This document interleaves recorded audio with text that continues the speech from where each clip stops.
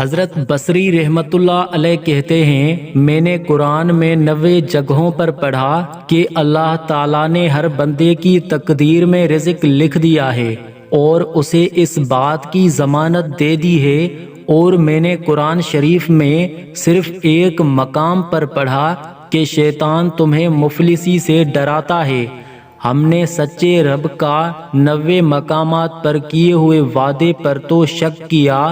مگر جھوٹے شیطان کی صرف ایک مقام پر کہی ہوئی بات کو سچ جانا۔ ابن قیم رحمۃ اللہ علیہ کہتے ہیں، اگر اللہ تعالیٰ پردے ہٹا کر بندے کو دکھا دے کہ وہ اپنے بندے کے معاملات سنوارنے کے لیے کیسی کیسی تدبیریں کرتا ہے اور وہ اپنے بندے کی مصلحتوں کی کیسی کیسی حفاظتیں کرتا ہے، اور وہ کس طرح اپنے بندے کے لیے اس کی ماں سے بھی زیادہ شفیق ہے، تب کہیں جا کر بندے کا دل اللہ کی محبت سے سرشار ہوگا،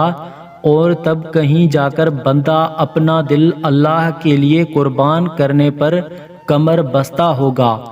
تو پھر اگر دنیا کے غموں نے تمہیں تھکا دیا ہے تو کوئی غم نہ کریں،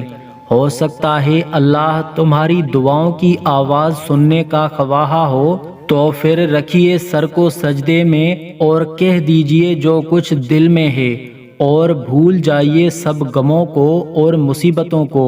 کہ وہ اللہ تمہیں کبھی بھی نہیں بھولتا۔ ابراہیم بن بانی کا بیان ہے کہ امام احمد بن جنبل رحمۃ اللہ علیہ جب تک میرے مکان میں رہے، ان کا معمول رہا کہ دن میں روزہ رکھتے تھے،